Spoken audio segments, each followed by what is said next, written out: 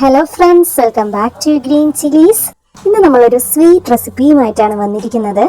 1 kilo പഴം വാങ്ങിയാൽ പോലും നമ്മുടെ വീടുകളിലൊക്കെ 1-2 പഴം വെറുതെ അഴുകിപ്പോകാറുണ്ട്, ആരും കഴിക്കാതെ അല്ലേ. അത്തരം പഴം ഉണ്ടെങ്കിൽ ഈസി ആയിട്ട് തന്നെ നമുക്ക് ഒരു ഹൽവ റെഡിയാക്കി എടുക്കാം. അപ്പോൾ അതെങ്ങനെയാണെന്ന് നോക്കിയാലോ. ഏത് പഴം വേണമെങ്കിലും എടുക്കാം കേട്ടോ. ഇവിടെ ഒരു പച്ചനാടൻ പഴം എടുത്തിട്ടുണ്ട്. പിന്നെ വേണ്ടത് 1 അച്ച് വെല്ലമാണ്. പിന്നെ ഒരു ചെറിയ കപ്പ് കോൺഫ്ലോർ വേണം. വളരെ ഈസി ആയിട്ടുള്ള റെസിപ്പിയാണ് കേട്ടോ. ആർക്കും ഈസി ആയിട്ട് തന്നെ ഇത് ഉണ്ടാക്കാം. ഇനി ഒരു ജാർ എടുത്തിട്ട് പഴം കട്ട് ചെയ്തിട്ട് കൊടുക്കാം. പഴം അരച്ചെടുക്കണം. അപ്പോൾ ഫ്രണ്ട്സ്, ഇത് നമ്മുടെ പുതിയ ചാനലാണ്, ഗ്രീൻ ചില്ലീസ് എന്നാണ് നമ്മുടെ ചാനലിൻ്റെ പേര്. വളരെ കുറച്ച് മാത്രമേ സബ്സ്ക്രൈബേഴ്സ് ആയിട്ടുള്ളൂ. പ്ലീസ് ഒന്ന് സബ്സ്ക്രൈബ് ചെയ്ത് സപ്പോർട്ട് ചെയ്യുക. റെസിപ്പി ഇഷ്ടമാണെങ്കിൽ എന്തായാലും ലൈക്ക് ചെയ്യണം കേട്ടോ. പിന്നെ ആ വെല്ലത്തിനെ നമുക്കൊന്ന് പാവാക്കി എടുക്കേണ്ടതുണ്ട്. അടുപ്പത്ത് വെച്ച് പാവാക്കാം.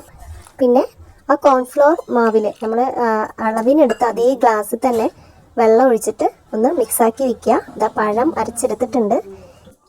വെള്ളം ഒഴിച്ചിട്ട് അടുപ്പത്ത് വെച്ചിട്ടുണ്ട്. ഇളക്കി കൊടുത്തു കഴിഞ്ഞാൽ അത് അലിഞ്ഞ് കിട്ടും. പിന്നെ ഒരു പാൻ അടുപ്പത്ത് വെച്ച് ചൂടായതിനു ശേഷം 1 സ്പൂൺ നെയ്യ് ഇട്ട് കൊടുക്കാം. അതിനുശേഷം നമ്മൾ അരിച്ച് വെച്ച ആ പഴം ഒഴിച്ചു കൊടുക്കുക.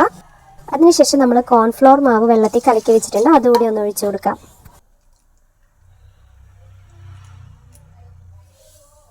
ഇനി നമുക്ക് ആ വെള്ളപ്പാവ് കൂടി ഒഴിച്ചു കൊടുത്ത് ഒരു ഏലക്ക പൊടിച്ചിടാം. എന്നിട്ട് ഇതിനെ നമ്മൾ ഒരു കരണ്ടിയോ ചട്ടകോ വെച്ചിട്ട് ഇളക്കിക്കൊണ്ടിരിക്കണം. ഈ പാനിൽ നിന്ന് ഇത് വിട്ട് വരുവോളം നമ്മൾ ഇത് ഇളക്കിക്കൊണ്ട് തന്നെ ഇരിക്കണം.